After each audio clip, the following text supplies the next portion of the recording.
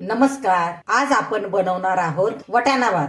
तर त्यासाठी मी पातेलं ठेवलेलं आहे गॅसवर गरम करायला. पातेलं गरम झालं की पळीच्या मापाने एक पळी आपण त्याच्यामध्ये तेल घालणार आहोत. आता हे तेल गरम झालं की आपण त्याच्यामध्ये मसाल्याच्या चमच्याने अर्धा चमचा मोहरी तडतडायला लागली की त्याच्यामध्ये अर्धा चमचा जिरे टाकणार आहोत. त्याच्यानंतर 4 मिरे, 4 लवंगा, थोडीशी दालचिनी आणि हा तेजपत्ता आपण याच्यामध्ये टाकलेला आहे. आता आपण ही व्यवस्थित हलवून घेऊ. आता याच्यामध्ये आपण उभा चिरलेला कांदा टाकणार आहोत.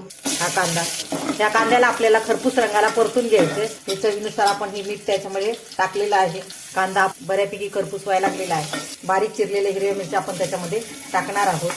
त्यालाही व्यवस्थित परतून घ्यायचंय. त्याच्यामध्ये आणखीन आपण या 4 लसणाच्या पाकळ्या टाकणार आहोत. हे सगळं व्यवस्थित परतून झालं की आपण त्याच्यामध्ये ही थोडीशी कोथिंबीर टाकायची, ती व्यवस्थित हलवून घ्यायची. ज्या वाटीच्या मापाने आपण तांदूळ घेतले त्याच वाटीच्या मापाने हा मी वाटाणा घेतलेला आहे.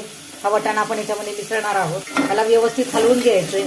त्याला व्यवस्थित हलवून झाल्यानंतर आपण त्याच्यामध्ये ज्या वाटीच्या मापाने आपण तांदूळ घेतलेले होते त्याच वाटीच्या मापाने आपण वाटाणा घेतला. हे तांदूळ जे आहेत आपण घेतलेले ते मी स्वच्छ धुवून चांगले उकडून घेतलेले आहेत आणि त्याचं पाणी काढून टाकलेलं आहे. आता आपण हे तांदूळ ह्याच्यामध्ये मिसळायचे. याला आपण व्यवस्थित हलवून घेतलेलं आहे.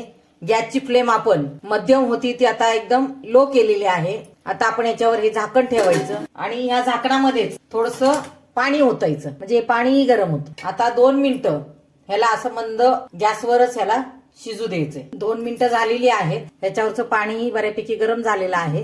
तर आता आपण पाहूया. ह्याला पुन्हा एकदा व्यवस्थित हलवून घ्यायचं आणि हे ठेवलेलं पाणी जे होतं आपण त्याच्यावरती ते याच्यामध्ये टाकायचं, कमी गॅसवरच. आता आपल्याला ह्याला वाफेवर 5 मिनिटं शिजू द्यायचं. तर आता आपण बघूया. वाव, खूपच छान वास सुटलेला आहे. वाटाणा भात तयार झालेला आहे. थोडंसं तूप आपण त्याच्यामध्ये मिसळणार आहोत. तुपामुळे ह्याला वेगळी चव येणार आहे.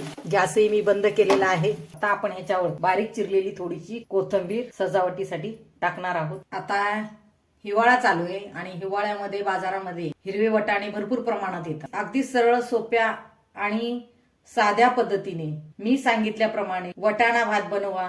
आणि आपण जर माझ्या चॅनलवर नवीन असाल तर माझ्या चॅनलला लाईक, शेअर आणि सबस्क्राईब करायला विसरू नका. धन्यवाद. या तर मग वाटाणा भात खायला.